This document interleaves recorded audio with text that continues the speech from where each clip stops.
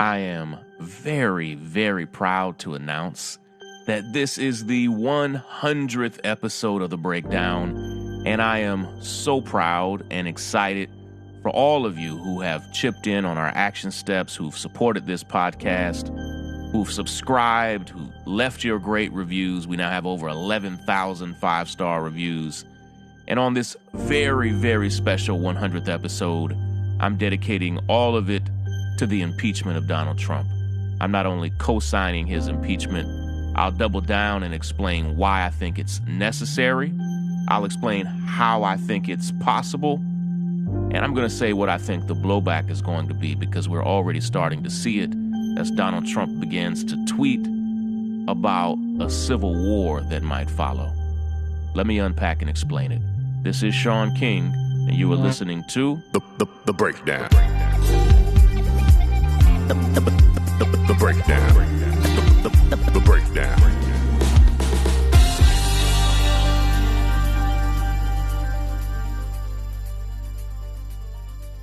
So the point I'm trying to make is you don't even have to be convicted of a crime to lose your job in this constitutional republic if this body determines that your conduct as a public official is clearly out of bounds in your role. Because impeachment is not about punishment. Impeachment is about cleansing the office. Impeachment is about restoring honor and integrity to the office. I don't think that I could say anything better than what Lindsey Graham, conservative Republican Senator Lindsey Graham, said all the way back in 1999 during the impeachment hearings for then President Bill Clinton. As you may recall, Clinton was being investigated for something altogether different. But then, during that investigation, got asked if he was having an affair. And under oath, Bill Clinton denied the affair. And the House actually voted to impeach Bill Clinton. And the trial was then moved to the Senate, where they failed to get the required 2/3 majority of the votes. First, let me say that I have actually read the Mueller report, and multiple crimes committed by Donald Trump are clearly detailed in the report. And anybody saying that those crimes aren't detailed either has not read the report or is so partisan that they are just simply failing to admit what it details. What Mueller concludes in his report was that his office, the special prosecutor's office, was advised that it did not have the power to indict a sitting president, and that any such indictment would have to come from Congress. Now, at this very moment, I mean, right now as you listen to this podcast, Donald Trump's personal attorney, Michael Cohen, is in prison for a crime that he committed at the request of Donald Trump. It says so, again, in his indictment, that he committed the crime at Donald Trump's request. The Mueller report not only doubled down on this, it also details multiple instances of obstruction of justice. And dozens of legal experts have all said that Donald Trump lies so much. The man has literally told a staggering 13,000 lies. Like, I can't, the number is so absurd that in the Washington Post, in their lie tracker of Donald Trump, he has lied over 13,000 times since he took office. And legal experts have said that he could never, ever make it through a lengthy deposition without committing perjury. Lying is that man's default. It's telling the truth that he struggles with. Now, when you can, please go back and listen to episode number 61 of The Breakdown. Whatever podcast app you're using, Scroll back if you haven't heard it, or even if you have, just listen to it as a refresher. On episode number 61 of The Breakdown, there I do an entire episode on how the President of the United States cannot uphold the oath of office, cannot uphold the Constitution, which he swore to uphold, and be an active, practicing racist. I detail there very specific parts of the Constitution that Donald Trump repeatedly violates by being an open racist. That is in part why so many of his decisions have been overturned in the courts, because they're unconstitutional. But today, I want to explain the current violations of Trump involving multiple phone calls to Ukraine that have caused a majority of the members of the House to now go on record to say that they support impeachment in one way or another. Let me break it down. The breakdown. The United States government actively funds, to the tune sometimes of hundreds of millions of dollars and sometimes billions of dollars. The United States government actively funds, actively underwrites the military cost of governments all over the country. Let me rephrase that.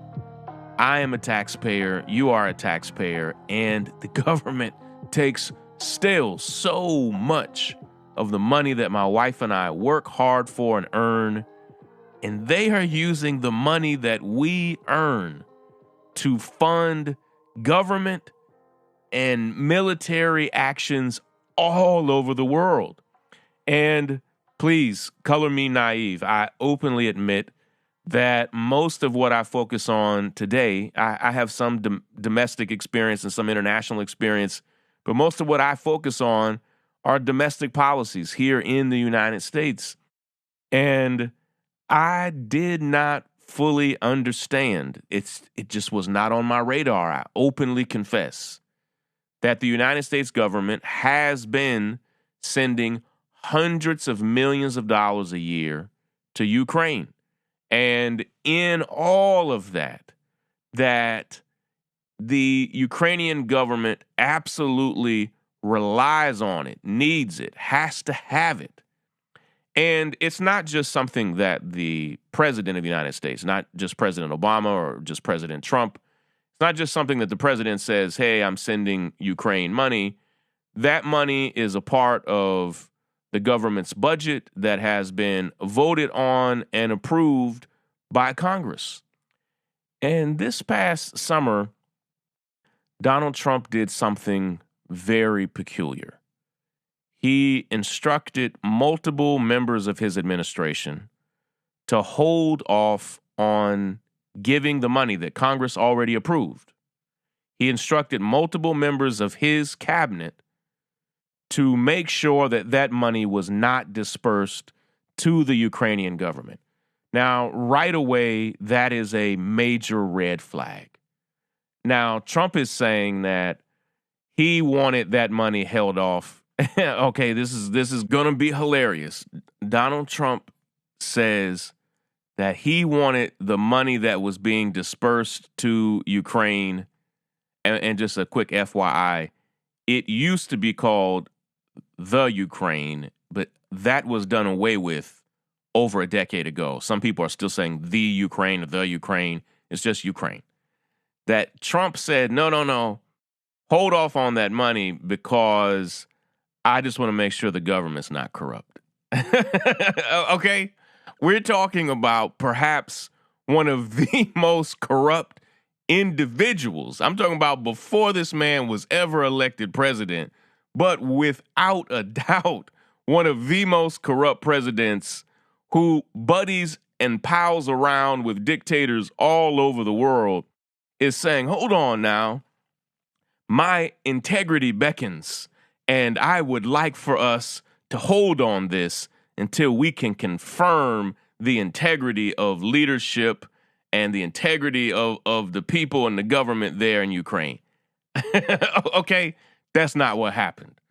He told them to hold the money, and while they were our government was holding their disbursement, which they had already been told had been approved and was coming, because he was having multiple members of his government, the Trump administration, including his personal attorney, Rudy Giuliani, who doesn't quite work for the White House. He doesn't claim to work for the White House. He claims to be a personal attorney for Trump. Rudy Giuliani is now openly admitting, and he's saying this all over Fox News and other places, that he was talking to multiple members of the Ukrainian government to see if they would reopen a corruption investigation into Joe Biden's son. All right, let me break it down even more, because this needs an explanation. Break it down. I am not a huge fan of Hunter Biden. And that's not necessarily connected to the fact that I am not a huge fan of Joe Biden, but I have a problem with something that Hunter Biden did. Let me first say that sadly, it is very, very common in politics, particularly at the level of the Biden family. But what you will find, and what you find in the Trump family now, the Trump family, they have businesses and business work going on all over the world while their father is president. Like they're not waiting at all. And what we see is former congresspeople, current congresspeople in the House and the Senate, former members of presidential administrations, and their families are often in high demand for lobbying and consulting. Now, what that lobbying and consulting normally consists of is giving other corporations access to important people in power. And Hunter Biden, the son of Joe Biden, is one of those people. He was hired by a very obscure Ukrainian natural gas company. Okay? Think of all the job offers that come through your life and through your inbox. An obscure Ukrainian natural gas company offered Hunter Biden $50,000 a month to join their board and basically operate as a highly paid consultant. Even though Hunter Biden is not an experienced energy or natural gas executive or expert, Hunter Biden was doing what we see horribly. I think it should be banned. It should be outlawed. Multiple people in Congress right now have several bills banning such practices. Hunter Biden was being paid because that Ukrainian gas company knew who his father was. Not because he was an expert or a guru in business or in Ukrainian affairs or in natural gas or energy policy. Hunter Biden he's not an expert in any of those things. Doing so was not illegal.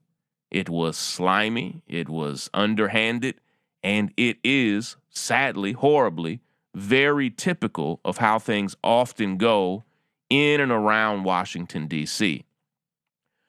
At the same time, while Hunter Biden had this very extensive relationship with an obscure Ukrainian natural gas company that he was being well compensated for, Joe Biden was lobbying for one of the key prosecutors in Ukraine to be fired. Now, what the Trump administration has done is a card trick. Hunter Biden had a legal but ugly, slimy business relationship going on where he was being well paid for something he had no expertise in. He was being well paid for his access to people in high places, but it was not corrupt or illegal. Joe Biden then advocated for a lead prosecutor to be fired, not because that prosecutor was trying to prosecute Hunter Biden. Joe Biden was lobbying for this prosecutor to be fired because the man was not prosecuting corruption. Well, the card trick that I think is brilliant in the most devilish way, which is Trump's way, is that Trump has conflated Biden's statement of working hard to get a prosecutor fired that had nothing to do with Hunter Biden. And multiple organizations and agencies, independent in Ukraine, and out of Ukraine, have all said that there was nothing illegal there with Hunter Biden's relationship. And at this point, I'm choosing to believe their determination. But when Joe Biden worked to have the prosecutor fired, it was not because the prosecutor was coming after his son. It was, in fact, because there was other horrible corruption going on, and multiple agencies and government watchdogs all around the world were calling for this prosecutor to be fired, not just Joe Biden. But Trump has done what a politician will do. He's conflated those two stories, knowing that the American people will not look into them the way they need to be seen. And the American people are now being told by Trump that Joe Biden fired the prosecutor who was about to prosecute Hunter Biden. And that's just not what happened. Now, was Hunter Biden's relationship there weird and problematic? Yes, absolutely. A simple Google search of any of your favorite periodicals, be it the Washington Post or New York Times or NPR, Democracy Now! Will tell you, yeah, it was problematic, but it was problematic and legal. Trump then, knowing that he could potentially use this against the man who is leading in some polls. Now, some polls have other candidates leading now, finally, and I have to conceal my glee about that. I don't think Joe Biden is the best candidate to go against Donald Trump. I think Biden could be much more likely to lose, in great part because of some weirdness like this. But Trump got on the phone with the Ukrainian president and openly said, I need you to do me a favor, and begins talking about looking into Joe Biden's son. Mind you, Donald Trump is holding the money that needs to be dispersed to this man's government, and it appears to be what some people call a quid pro quo, saying you'll get your money if you do this investigation into one of my leading political rivals. That, ladies and gentlemen, is actually illegal. And it appears, because it was leaked by the New York Times, who have put a very brave, courageous person in danger. The New York Times leaked that a CIA agent was the person, we don't know if it was a man or a woman, was the person who filed a very complex whistleblower complaint against Donald Trump, believing that multiple very dangerous violations took place in those phone calls, not just because of the content of the calls, but because the Trump administration, after those calls, understanding, it appears, that they were problematic, began filing the transcripts and records of those calls in secret places to keep them from being reviewed. Included in many of those secret places appear to be calls and transcripts to calls to the president of Russia and the crown prince of Saudi Arabia, both who people suspect Donald Trump has had very problematic phone calls with. And so this whistleblower complaint and the subsequent transcript that the Trump administration released of the call, the transcript that they admitted to, this wasn't an allegation. This is what they said the call actually consisted of. The transcript they released, and we have no idea how it may have been redacted or not, was very problematic. Many people felt, experts, unbiased parties, particularly because of Trump's line of, "Can you do me this favor now?" Felt like, yeah, this is evidence of a crime, evidence of something that is horribly malicious, to use the purse strings and power and budget of the government as a bargaining chip to get a foreign government to launch an investigation into the family of your leading political rival. And right away, people began calling for impeachment. It's the breakdown, the breakdown, the breakdown, the breakdown, the breakdown. Break it down now. Ha!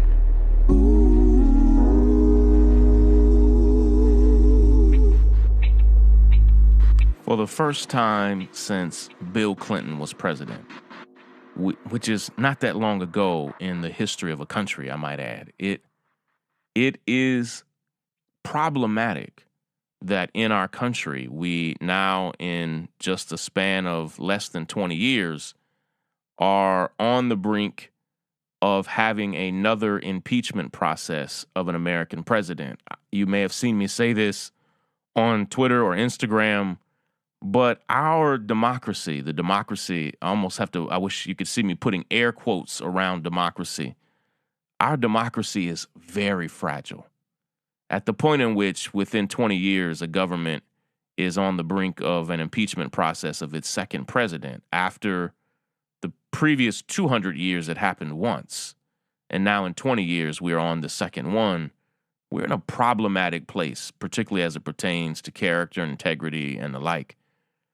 But for the first time in 20 years, and for many of you young listeners, for the first time in your lifetime, it appears that we are on the brink of an impeachment process of the President of the United States. Now, the majority of members of the House of Representatives have now come forward to say that they want impeachment hearings.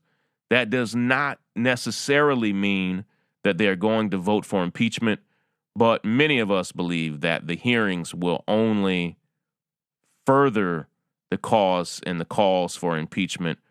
I fully, truly believe that the House of Representatives is going to impeach Donald Trump. And what we have heard even from Congressman Adam Schiff and others is that that will happen in 2019. Now, it is the end of September, so we're talking about over the next 3 months, impeachment hearings will begin, and it is my full belief that Donald Trump will be impeached. Now, what the Speaker of the House, Nancy Pelosi, has said, and I have beef with this, it is one strategy, but Nancy Pelosi and a few others have said that these impeachment hearings will focus solely on Donald Trump's dealings with the Ukrainian president.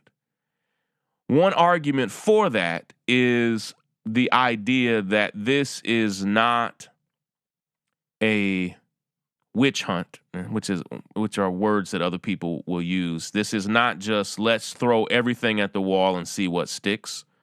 I'm not necessarily against that strategy. I believe there are 10 reasons why Trump should be impeached. But there is an argument to say, no, we're not throwing 10 things out. We are going down one narrow road. Now, that is one type of strategy. I think that they could go at it from many different angles, but I think there's not just smoke, but there's a fire here. I think that for his entire life, Donald Trump has believed that he is above the law, that he is above accountability, and he was born this way. His own father acted the same way. Mind you, his father was arrested at a Klan rally in New York, and his father, along with Trump himself, they were both cited for racism and bigotry in the 1970s for the way they were running their housing complexes. And so these men have been problematic for generations. But Donald Trump, the president himself, has been deeply, deeply problematic his entire life.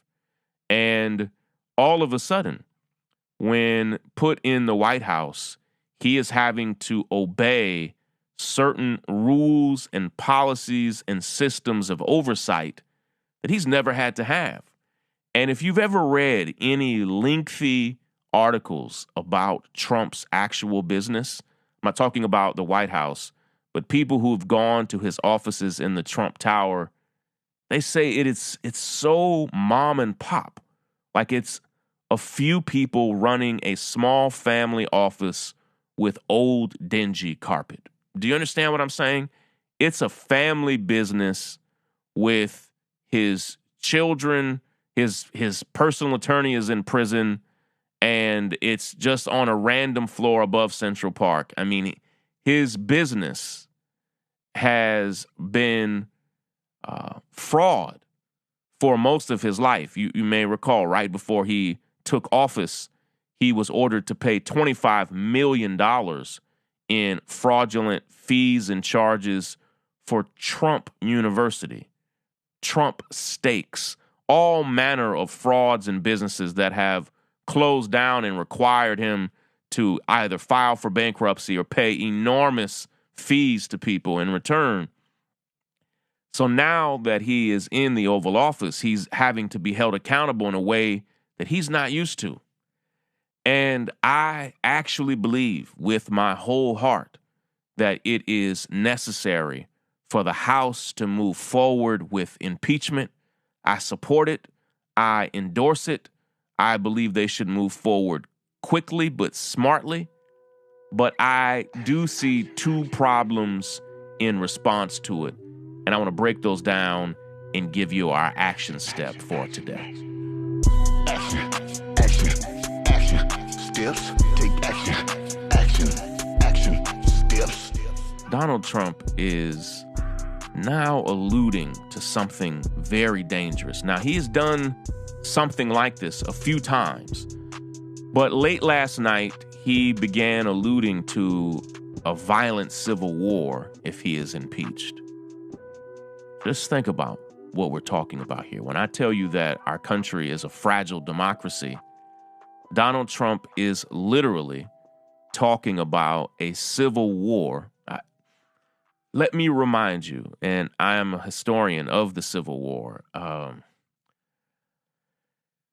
The Civil War was the deadliest war in the history of this country, where nearly 1 million people were killed and 1 million more lost limbs. It was vicious and tore this country apart in so many ways, all around its horrible institution of American slavery.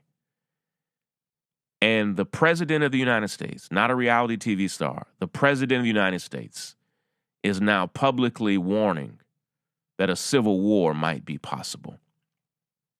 You'll see on my Instagram and on social media the semi-white supremacist organization called the Oath Keepers, which is a paramilitary organization. They openly call themselves a well-armed militia.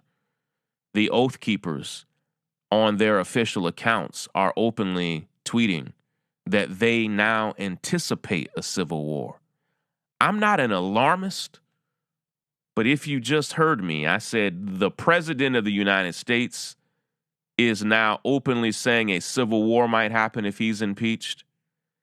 And one of the leading paramilitary militias, the Oath Keepers, are openly echoing his very sentiment, literally retweeting him and adding their own flavor to it, saying that they also expect what they call what they mean by hot is violent, a violent civil war would ensue if he is impeached. Do you understand how dangerous that is?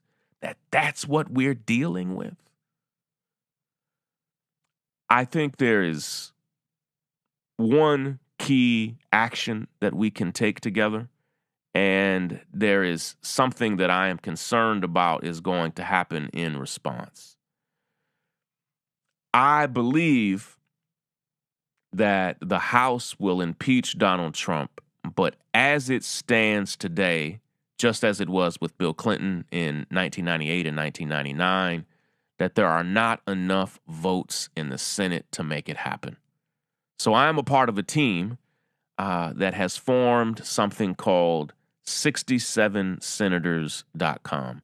That's the number 6, the number 7, senators.com. The number 67senators.com. And we are forming a team that is going to be hands-on in our approach to impeaching Donald Trump.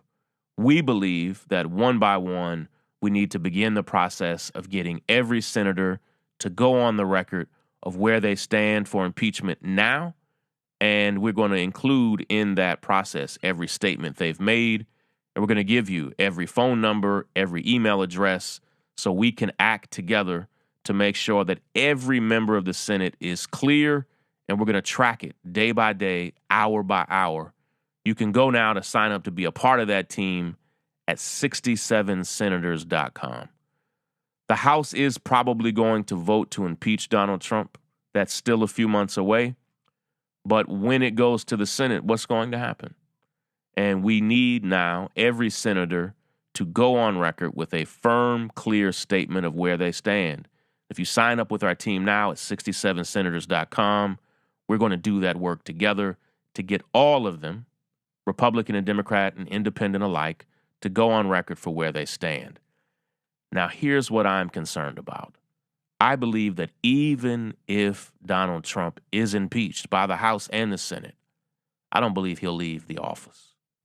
I am even concerned. This is a man who often jokes about having a third term as president, which is illegal. I am even concerned that if he loses the 2020 election, that he will not willingly leave the office. And when a man alludes to a civil war, I mean, that is something that could bring such a thing about. I am deeply concerned. I want you to join us at 67senators.com. That's our action step for our 100th episode. And let's keep on pushing, keep on fighting, and keep doing this work together. Take care, everybody. Break it down. The breakdown.